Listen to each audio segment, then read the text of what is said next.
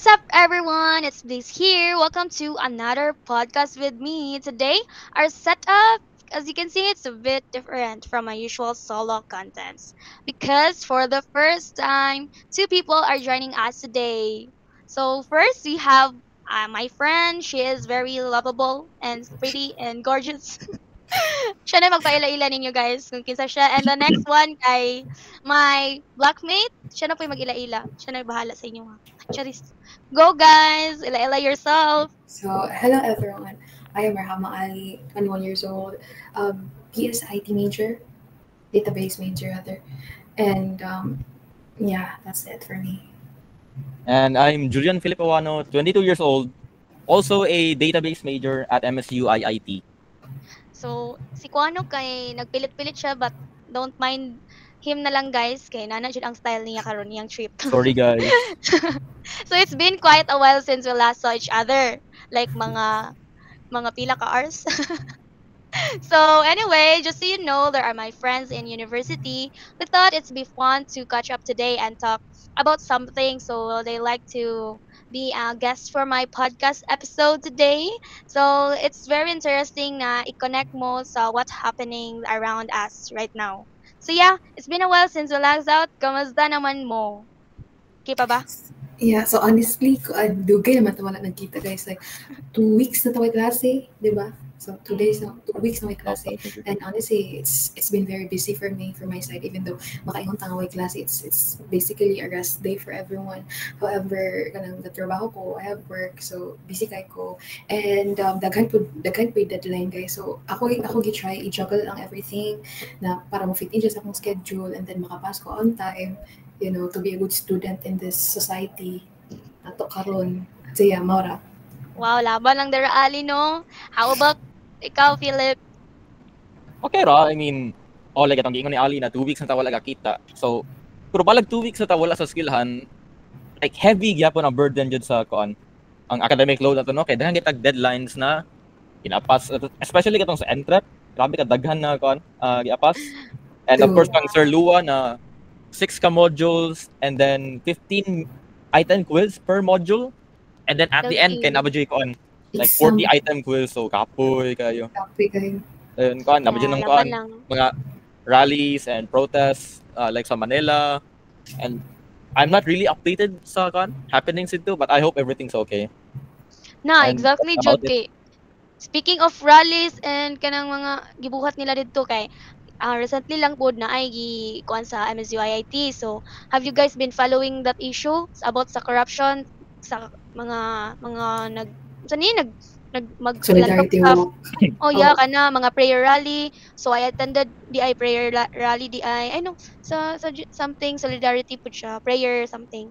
So dagan jud kayo nagrally karon. There's a lot of frustration, especially nagkahinay-hinay na og gawas ang truth.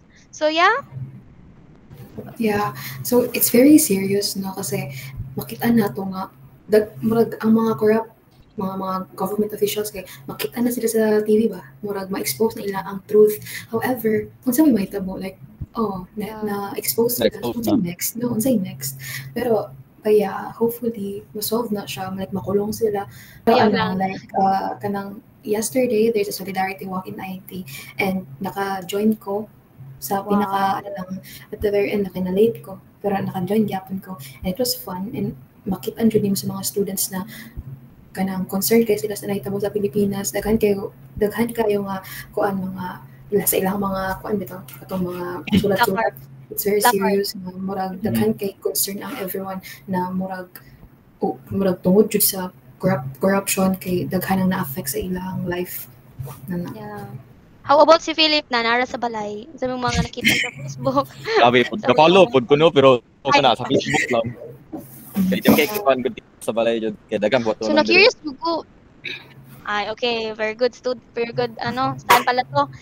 So na-curious ko kung unsa jud ang root ngano jud na ay corruption, unsa man jud nagsugod, diretso ba nagkadako pagka-billion ba na or nagsugod pa na sa sentavo.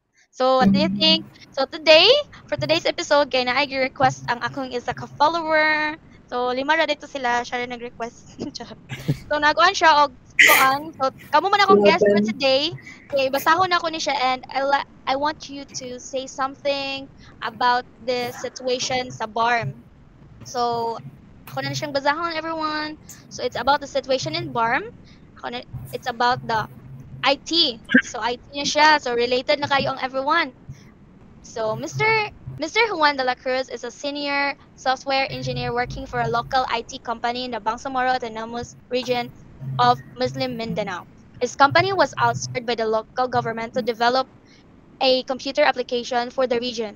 During one of their consultation meetings, they realized that there had been so much delayed in national government financial response to the Bangsamoro conflict crisis. So, one of the end user in the office of the Director for Finance Management Services suggested something radical.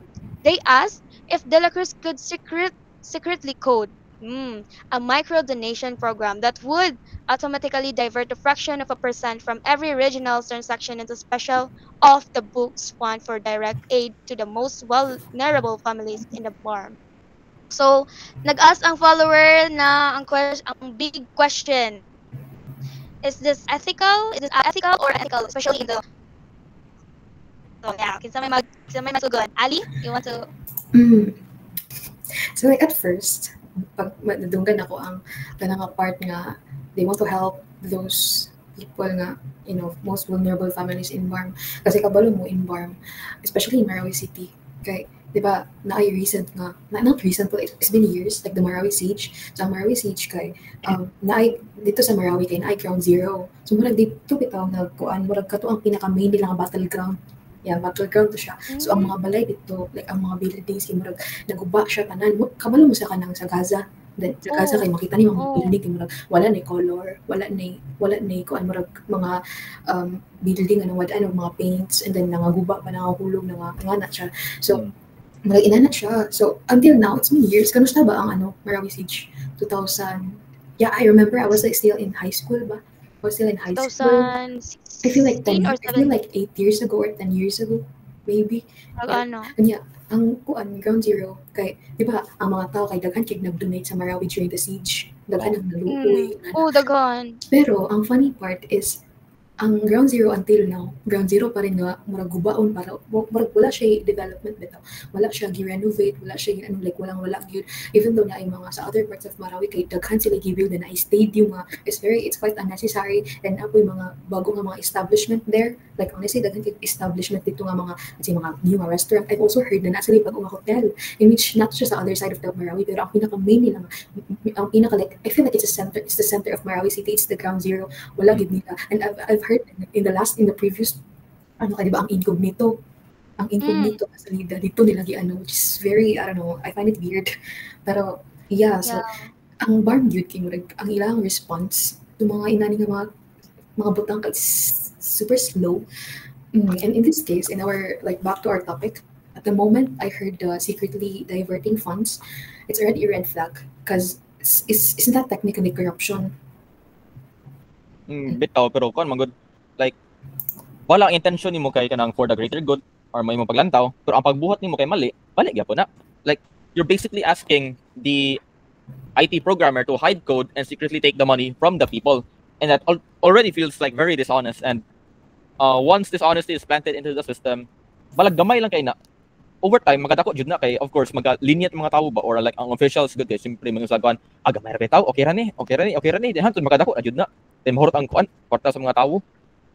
Lagi ay. So, nalang ko'y follow up ba kang Ali, if kanang nakato na ba ka sa Ground Zero? Have you ever there? Yeah, So, nakakita ba ka kanang murag something from COA bitaw, like kato bitong murag sa project nila nga project name, contractor, something, naba sila murag nabay gibuhat ang government, nabay official jud ba legal bitaw na way nga kani siya pang Ground Zero ni siya, or nabay mga tatak dito ang mga puti nga pila gali na may amount ana Mga tarpaulin. Tarpaulin bitaw. Okay, I feel like na ako'y nakitaan, pero ang mostly nga ilahang, like they were very active sa pagbuhat sa mga kanang offset Ground Zero, sa kanang mga murag mo-attract wag tourist ba? Mga so, like recreational spots na lang instead of rehabilitating Ground Zero. Murag instead of rehabilitating, murag instead of prioritizing their people, mas i-prioritize nila ang mga people nga moadto sa Marawi, nga mga visitors, but instead of sa livelihood sa ilang mga people from there. Okay, so si Ali kay nag-kuan siya sa very good pero then si Kwan no nag-ingon siya nga kanang for people pero still if magsugdan na jud siya a little magkadako and na think nako nga mo siguro pud ang hinungdan sa corruption because according sa priest namo nga kaning it started daw sa individual and then individual nga kuan nag-flux together nahimo sila grupo charis. So yeah, today mag-look ta sa mga different surface and mga ethical na mga thing sa imong mga standpoints. Maybe you want to share sa mga Mm. about ani. Yeah, okay, I'll start. So like, from an ethical standpoint, the act itself is maligid siya, regardless of the intention. So, if ang system ito kay gubaon na, like guba na, kung gagatungan mo pa yan ng another dishonest act, it won't really fix it. Like, it just worsen the cycle. Yeah. And that's where it gets tricky. So maybe ang mag-argue na intention is good, oh it's fine. But honestly, what do our ethics framework say about that? Like it isn't there one that really focus on act itself? Dili ba sila nag-look for like not the outcome, guys? Kuan Orlin, ang tawag na kay, I think kuan to, deontological standpoint, itong gi-mention ni Sir Palad. So, ang action na pag secretly divert og funds kay unethical na jud na siya. Then balag usaon nimo na kuan, bali-bali, balag for the greater good na sa lain tawo, can't would say you can't treat honesty as optional. Kasi once you break that universal rule, you make dishonesty okay for everyone. So, mo di ay nga una na siya. So magkuan na siya, magsugod na siya na bahala pa og unsa ka anas, bahala pag grabe na jud ka helpful na nimo, very very helpful na ka, number one in the world kay it's break the universal na rule. How about sa IT? So sa IT, kay sa ato bitaw, since diba sa on the context kay the guy Juan de la Cruz is an IT person, so I think we can also like we can also at some point center our topic sa iyaha. So as an IT din myself, parang it's a very big responsibility for us since you're actually building secure, transparent system for the public.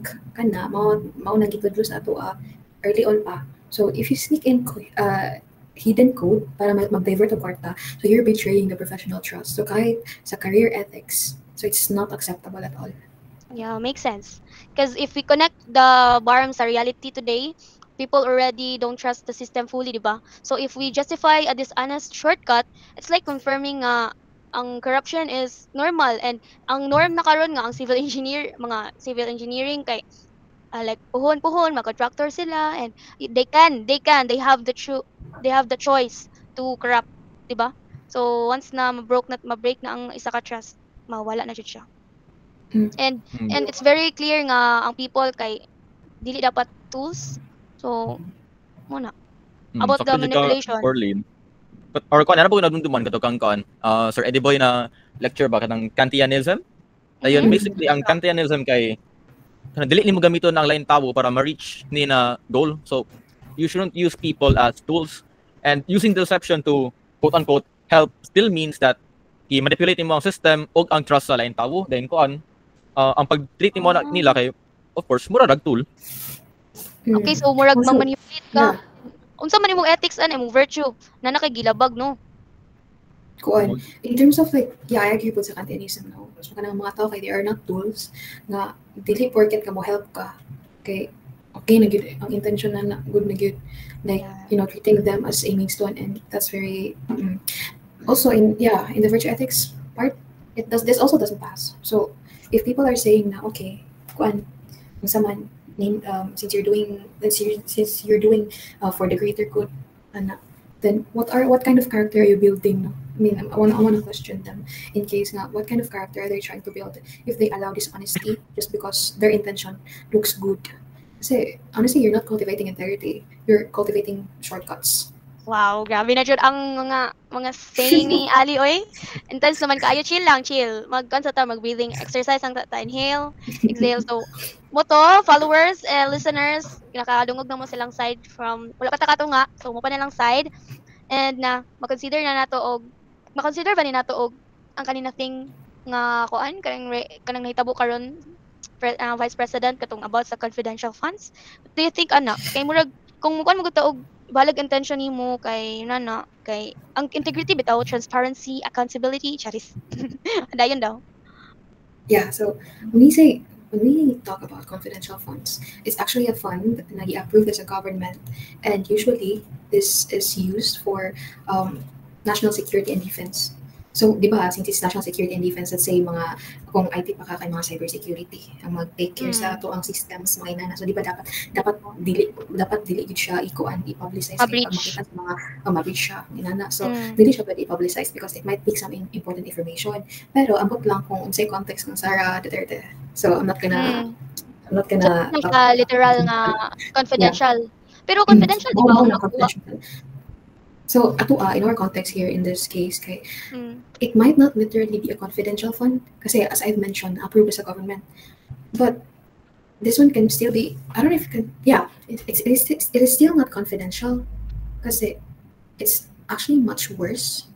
Kasi it's not even considered as confidential anymore kasi it's secret eh. It's secret, it's hidden, it's clandestine. And if confidential siya, kay makabalo ang, even if i-publicize bitaw siya, kay ang ingon sa government kay it's confidential. Pero kani kay dili mo gud siya i-public nga na ay transaction mahita ko ani.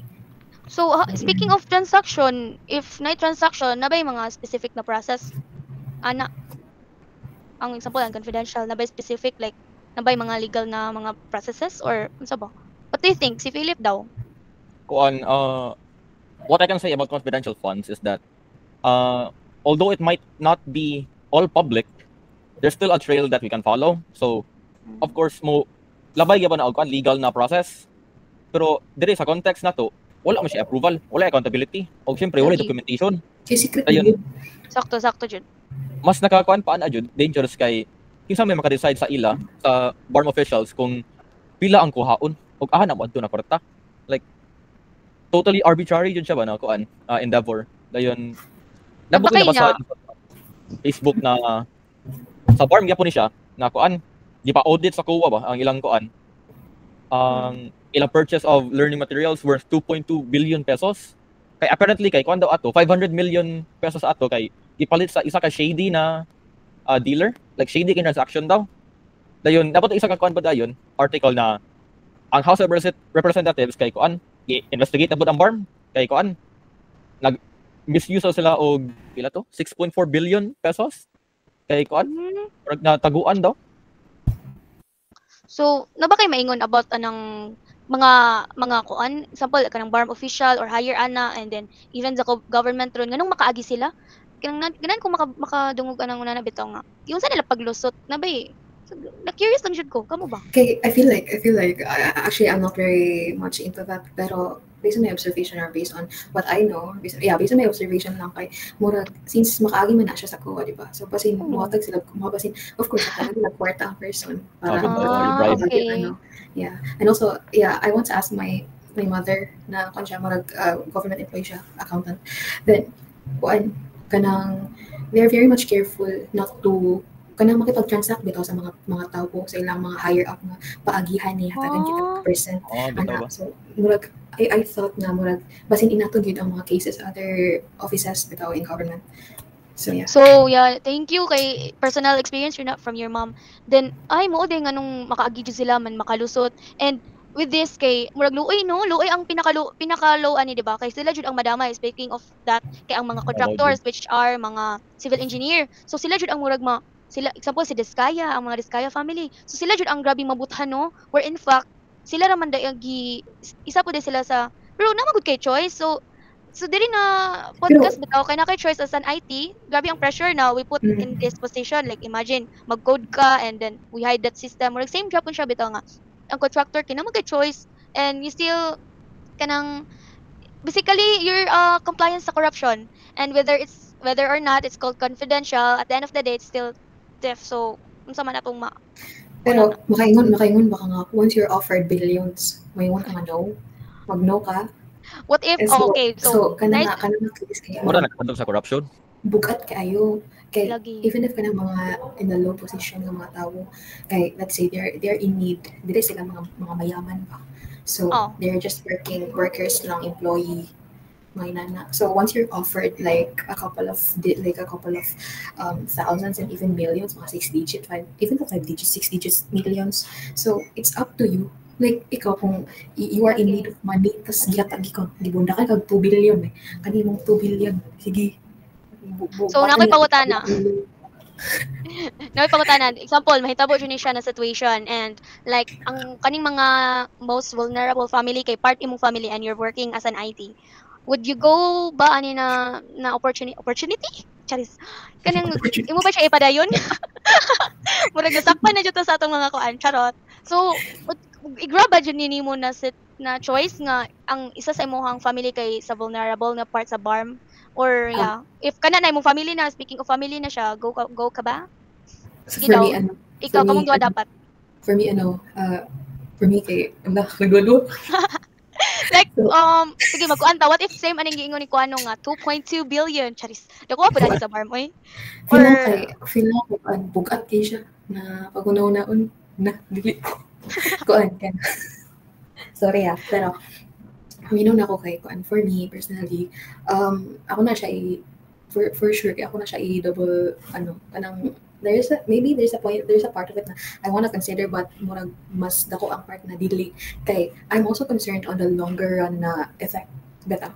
So kung karon since I'm very indecisive man, so no now jud ako na siya maingon ko nga okay, kung kuhaon ako na siya, okay, akong life kay mahimong better for a couple of moments lang, pero in the very long run kay what if makasuhan ko, what if mabulok ako sa kulungan, or what if but I would also consider my religious belief na bawal siya, so bawal din siya. So yeah, I feel like above all of that, mga arguments na okay dili din ako kuhaon. Although na maybe in the ang bait naman ng friend ni ko na yan. Hindi lang to. Si Julian. Sa man ni Kung murag ako- gaduwa man ni. Charot. Graduwa jud ko. Kita ko kung karta. 2.2 Sige, billion na. Tapos pa jud na siya 2.2 cash pa jud na sa imong front. Ayan na po ng cash, patay tanan diretso. Kung ako siguro dili ko. Murag di ko makatulog sa gabi ana. Pero pati mo ko gamay, joke lang.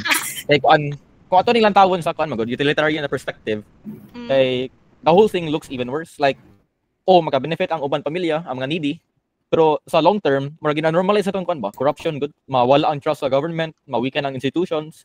Dayon ang suffering kay it's way bigger than the temporary relief in the long run. So in terms of the greatest good for the greatest number, murag bagsak jud ni siya. How about kung example na nimo ang 2 billion, i-grab na jud ka anak. Tapos kana na 2 billion kay 2.2 billion kay imong gihimo charity, imong kuan sa hospital. Ana na mga thing. Balik gyapon pinangawat. Mali Japon. Yeah, exactly. It's like one good giving medicine that makes someone feel better for one day or maybe just in a year lang ana. Pero slowly by slowly kay it poisons them in the long run. So True. sa karon people won't see the damage immediately kay nagod ang money, naa pa ang mga anak, but it will creep in until the system bitaw nga ma-collapse or something na manonan hala kani siya kay nani nahitabo kay wala biyay aso nga makumkum guys, so ana ba siya na siya, the truth prevails. Yeah. Wow, good. And also in ko good no, I wanna insert here in my religious belief kasi naman tayo divine command theory. Yan namin Lagi. So even in Islam, so we have this clear warning about this na according sa Quran in Surah Al-Baqarah chapter 2 verse 188, it says, do not consume one another's wealth unjustly or use it as bribery to take what is not rightfully yours. Well, you know, it is unlawful. Kani kay dili mo sulod tong katong kiingon nimo nga gabaton nimo unya mo help pag charity na. So that's very direct, no? So it's not just about stealing. It includes deception, fraud, or even trying to justify taking money through shady Yeah, means. kung kuan, if may nga it's good, it's for the good cause naman. What if mo someone argue? Yeah, if someone will argue it's for good cause naman, then this verse, akong i-mention na verse kay, this will remind us na unlawful wealth will never be justified. And poverty is still better than earning from dishonesty, di ba? Like, it's better na pobre ka, kunya makatulog kag tarong nga wala kay gihunaw, even though nagunaw na kung sa'yo makaon kinabukasan ba. Pero wala kay kunahunaon nga, what if sa kulungan ako I will spend my my following years in the prison. So yeah, poverty is still better than earning from dishonesty because once you compromise here, you risk normalizing corruption everywhere. Yeah. lagi no, na-remember na pud nako nga ang murag conscience bitaw pud nato. Then na-remember ako sa amo pong religious belief sa Bible sa Proverbs chapter 10 verse 2 na at gotten treasures are of no value but righteousness delivers from death. Tas addition pod katong sa gospel this Sunday lang nga grabe jud ang simbahan pod nag-push pod bitaw nga moapil para mo nila kay bida-bida apil-apil na bitaw if kuno nimo nga ang need sa people kay mo pud ang murag voice pud sa church. So if ang person nga ani nahitabo nga cannot be trusted in very simple nga mga thing, then for sure dili jud sila ma-trust in great things. And with that, so whether you look sa Islam na side, sa Christianity and in other even other religious na belief kay murag same raman atong thoughts no, parehong clear nga theft Pare-pareho and tayo dun. dishonesty will never be justified. Then, Then kabalo wala pa na pag ko. people Sorry. na go lang unsa to. Sorry. Okay na? Okay na? Yeah. Sige, then, kuan. Kabalo, di ba, ito, ganun ganyan, kuan. Naibantaw mo ingon na, it's for the people, it's for the needy, nana, di ba tamaluin nila, sabi mapil na compassion. So yun, to be honest lang, of course, magka-feel yun ang compassion nila. Eh, siyempre, sila na needy, or sabi, kita ang needy. Then, kuan, daga magpamaagi na masulbad ng problema na kuan, nagbili mangawat, pwede mas legal na kuan, binuhatan. Pwede mo push for legal emergency funds, or mag-give partner og NGO, or kuan jud mag-launch og transparent local fundraising na kuan charity na jud alternative na kuan sa pangawat na legal. Lagi. Then with this kaning emergency mo balag mo argue sila nga isn't in Islam or Christianity na mo-give jud og alms to people in need kay nabi di ba nag-ingon ka nga naghag mga way legal emergency funds charity so even in our Filipino gali nga bayanihan helping each other in times kay daghan gali even sa rally na ay nag-give og mga water like ana bitaw na simple things kay it doesn't make jud na stealing is valid and you can twist charity sad into an excuse for corruption. Yeah. Tapos, since, di ba, natay bayanihan, di ba? Filipino bayanihan. So, since bayanihan, mamagta sa Pilipinas, so, if ever na naka-i-open na charity, then, since bayanihan, di ba, so, muhatag ang mga kwarta. As an IT, as a programmer, since you're just a programmer, kasi, di ba, dili manggod ka mag-handle sa kwarta, yun mo, ikaw lang code mahatagan ka kwarta, di ba? Pero dili ikaw ang handle sa kwarta, yun as a whole. So are you even sure na kanang mga ki-divert na funds will really reach the people? For all you know, na baka gibusan nila sa mga nasa taas. You know, you can guarantee an honest act from them and you'll just end up being a complicit. Yeah. And at the end of the day, I think it really boils down to one thing, that good intentions don't excuse bad actions rather. Like, if we start saying na okay lang to steal as long as it's for a good cause, then what moral ground do we still have to call out the bigger corruption happening everywhere? No, sa pagkita ali.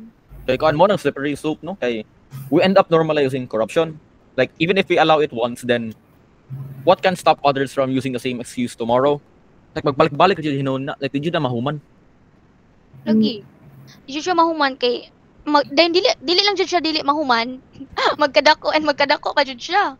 So kanang gamay na mga thing ana kay murag makakuan pud ka ba nga kani 10,000 pa lang kupit mo na ako ng 10k bukas 30k so until mabillion na siya and trillion and kanto dili na siya ma-stop kay wala man puy nagpugong ana nila and mo think pug ko nga kaning IT bitaw like if mugo ka ana dayon ingon na i-secret lang di ba ka matingala nga na i-secret man nga there's a proper way man di ba baka una pud mo na di ba as sa future IT naman ta charis i-feel na natin no we also remember nga atong skill shouldn't be used for shady or illegal things so even if ang mga pinaka presidente na ba na simbako ang moingon nato nga oy do it buhatan na ni kanang nadya pud tay choice na mo no and so what if nadyo ko thinking ani nga namatay responsibility to ay namatay choice na mo no namatay responsibility jud pud for the people nga mo no as a